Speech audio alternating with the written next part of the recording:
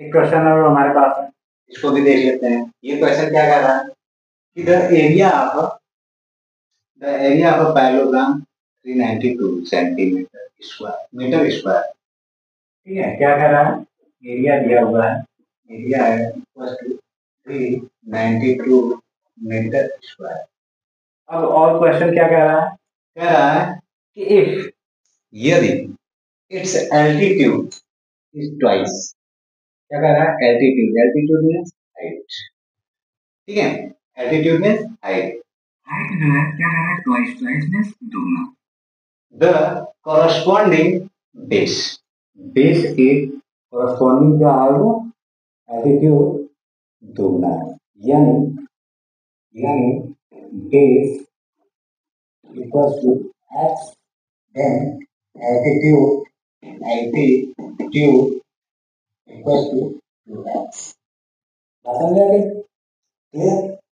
सारी चीज हमें दिया हुआ है, बस हमें बेस और हाइट कह रहा है, determine the base and the altitude find कर लेते हैं, कोई दिक्कत नहीं है। तो यहाँ पर area of a parallelogram equals to, ठीक है, क्या हो जाएगा, बेस इनटू एल्टीट्यूड।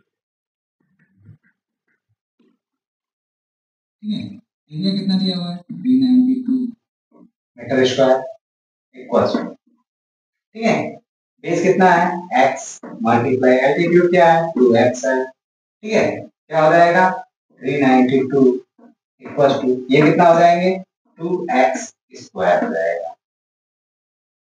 मतलब में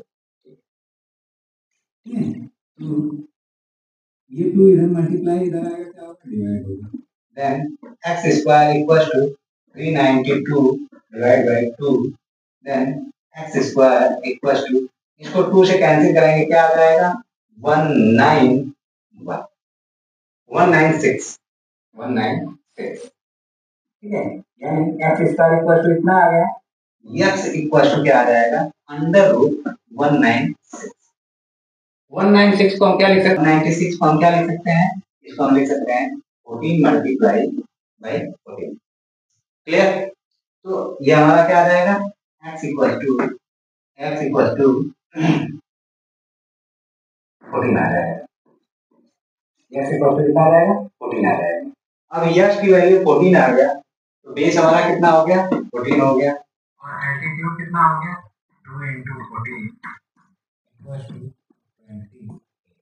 यानी ये हमारे दो वैल्यू आगे जो हम लोगों को फाइंड करना था, क्या, बेस और हाइट एंड एल्टीट्यूड।